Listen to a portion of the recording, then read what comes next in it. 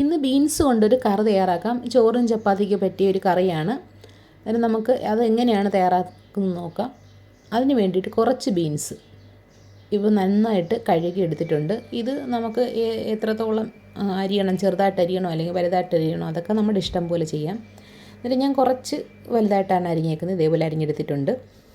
ഇനി വേറെ ചട്ടി അടുപ്പത്ത് വെച്ച് കുറച്ച് വെളിച്ചെണ്ണ ഒഴിച്ച് കൊടുത്തിട്ട് ഈ ബീൻസ് ഇതിനകത്തിട്ട് കുറച്ച് ഉപ്പും കൂടി ഇട്ടിട്ട് നമുക്ക് ചെറുതായിട്ടൊന്ന് വഴറ്റിയെടുക്കാം.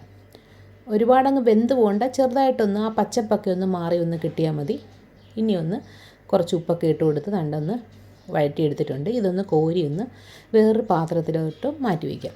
ഇനി നമ്മളിതിനകത്ത് ഒരു ക്യാരറ്റാണ് ചേർത്ത് കൊടുക്കുന്നത്. ക്യാരറ്റോ അല്ലെങ്കിൽ നിങ്ങളുടെ കയ്യിൽ വേറെ ഏതെങ്കിലും പച്ചക്കറി അല്ലെങ്കിൽ പൊട്ടറ്റോ എന്തെങ്കിലും ഉണ്ടെങ്കിൽ ചേർത്ത് കൊടുക്കാം. അതും നമ്മളൊന്ന് വഴറ്റിയൊന്ന് മാറ്റി വയ്ക്കുകയാണ്.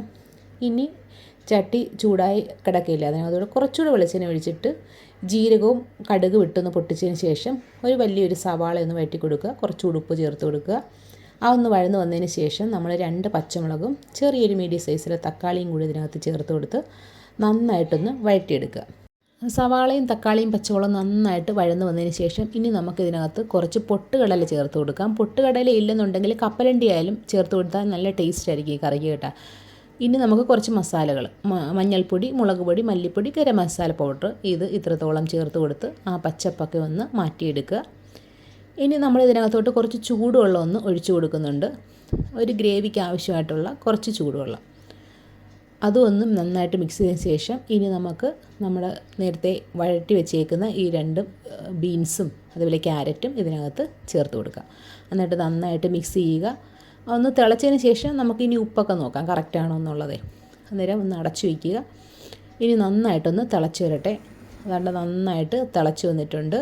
ആ ബീൻസും ക്യാരറ്റും അതെല്ലാം നല്ലപോലെ അതിനകത്ത് ചേർന്നിട്ടുണ്ട്.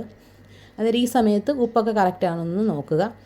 ഇനി നമ്മൾ ഇതിനകത്ത് തേങ്ങാപ്പാലോ അല്ലെങ്കിൽ കയ്യിൽ ഫ്രഷ് ക്രീം ഉണ്ടെങ്കിൽ അതോ ചേർത്ത് കൊടുക്കാം. കുറച്ച് ഫ്രഷ് ക്രീം എൻ്റെ കയ്യിലുണ്ടായിരുന്നു, അത് ഞാൻ ചേർത്ത് കൊടുത്തിട്ടുണ്ട്. ഈ സമയത്ത് നമുക്ക് ഫ്ലെയിം ഓഫ് ചെയ്തിടാം. എന്നിട്ട് നന്നായിട്ട് ഇതൊന്ന് മിക്സ് ചെയ്യുക. ലാസ്റ്റ് കുറച്ച് നമ്മുടെ കയ്യിൽ കറിവേപ്പിലയോ മല്ലിയിലയോ ഉണ്ടെങ്കിൽ അതും കൂടെ ഒന്ന് തൂവിക്കൊടുത്തു കഴിഞ്ഞാൽ വളരെ ടേസ്റ്റി ആയിട്ടുള്ളൊരു കറിയാണ്. ബീൻസ് വെച്ച് ഇതേപോലെ നിങ്ങളൊന്ന് ഒരു പ്രാവശ്യങ്ങളും ചെയ്ത് നോക്കൂ. നമുക്ക് ചോറിനും ചപ്പാത്തിക്കുമൊക്കെ അടിപൊളി കറിയായിരിക്കും കേട്ടോ. കുട്ടികൾക്കൊക്കെ വളരെയധികം ഇഷ്ടപ്പെടും.